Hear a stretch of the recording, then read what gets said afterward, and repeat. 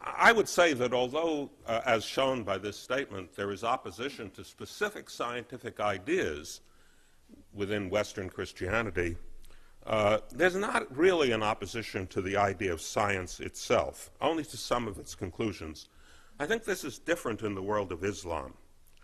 And it's really quite tragic because, as we know, Islam led the world in science in the 9th century at a time, the famous statement by Philip Hitti in his book about the Arabs that the caliphs al-Mamun and al-Rashid were delving into Greek philosophy and science at a time when Charlemagne and his nobles were struggling with the art of writing their names. Many of the scientists of this great period of Islamic science were rather non-religious. Some of them, like Razi's, actually hostile to religion, although some, I must say, like Al-Tuzi and Avicenna, were quite religious. But it was a mixed picture. But then there was a reaction against science in the Islamic world in the 12th century. And it was not a reaction so much against any one particular conclusion of science as against the very idea of laws of nature, because it was felt that the laws of nature put God's hands in chains. This was particularly the view of an influential philosopher, Abu Hamid al-Ghazali, who wrote a book, The Incoherence of the Philosophers. He rejected the idea of the laws of nature. He explained, for example, that if you put a piece of cotton in the fire and it turns black and smolders, it's not because of the heat, it's because God wants it to turn black and smolder. Everything is a special occasion for the will of God. Whether it was al-Ghazali's influence or whatever, or perhaps the depression due to military defeats in Spain, Islamic science really ended by the end of the 12th century. And today we have the Muslim Brotherhood in Egypt that calls for an end of education in science. I had a dear friend, now no longer with us, Abdus Salam, a Pakistani, although like all scientists I know of Muslim origin who do significant work, he was educated and works in the West, not in Muslim countries. He tried for many years to get the oil-rich states of the Persian Gulf to invest in universities, including science education, and he found that they were quite open to the idea of technology, but tried to divorce it from fundamental science because they felt that fundamental science would pose problems for their religious faith. My feeling is they were probably right about that. I want to call something to your attention that we all know intuitively, whether or not you've thought about it explicitly. You go around the world and you find times and places where nations have excelled in one subject or another. There's a birth of that period of where they excel, and then there's a peak, and sometimes it drops off, and sometimes they hang on. And so you can ask the culture of that. What was going on in that nation to support those discoveries? And then what happened when they ended? And so I call that sort of naming rights. If you were there first and you did it best, you name things. Particle physics in this country, in the United States, was like going gangbusters after the Second World War. And the discovery of atomic elements, look at the periodic table. There's berkelium, californium, you know, we got half the United States up there in the upper, heavier elements of the periodic table. Am I right there, Sir Weinberg? Okay, I don't want to. That's not because the world liked California or Berkeley. It's because the work was done here. It's because there was an effort to excel in just those subjects. And it shows up in other ways. I'll give you just briefly. You know, part of the naming rights is that you don't have to name it. So, for example, while we didn't invent the internet, we certainly exploited it here in America. We did that sort of first and best. And so your email address does not end in .us. Everybody else is in the world, they got to say what country they came from. We don't, okay? It's simple, but it's the consequence of being there first and doing it better than anyone had done it before. Do you know that the British postage stamp is the only postage stamp in the world that does not identify the country of origin? Because they invented postage stamps. So why should they have to say what country it is? It's their invention. Okay? Check them out. It's just the facts of this. The constellations of the night sky. It's the Greek and Roman, and it's lasted to this time because they did a really good job thinking that stuff up. All the mythologies of the heavens, that really stuck with us. All right, so I'm going to make a larger point. Not to get gratuitous on you here, but September 11, 2001, as we all know, this was going on in New York City. This is the view outside of my window. I live 4 blocks from ground zero. Excuse me, this is the corner of the building in which I live. I went outside to get this view. I was at the time judging whether I should go collect my daughter, who was in an elementary school 2 blocks north of the North Tower. North is to the right in this picture.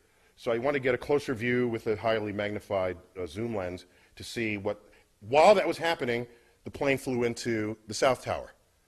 And so no one was thinking terrorism until the second one was hit. The first one was just sort of a bad tragedy. And so these are just 3 frames from my camcorder. This is at t equals 0. This is 1 second, well, like actually a fraction of a second. The plane was moving probably 500 miles an hour. And just to understand, the black building, that black sort of monolithic building, that is 50 stories tall. This is New York City, people. So tall buildings are kind of, they're just all over the place. And that's just a hotel, a 50-story hotel. And it's the towers are foreshortened because they're the angle at which this is shown. I put these up because a few days after this, President Bush, I don't remember where he said this, on the steps of the White House, in the Rose Garden or at the Capitol, in an attempt to distinguish we from they, the terrorists who flew these planes into the buildings and into the, that went down in Pennsylvania and in Washington, to distinguish we from they, he loosely quotes a phrase out of the Bible by saying, our God is the God who named the stars. Now, this is before I was on his Rolodex, okay?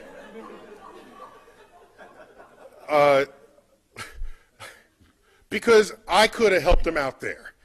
The fact is, of all the stars that have names, 2/3 of them have Arabic names. So this was not, I don't think, his intent with that message. Okay? While the constellations are Greek and Roman, the names are Arabic, all right? And the list just goes on and on and on and on. And so where does this come from? How does this happen? How do you get stars named with Arabic names? How does this happen?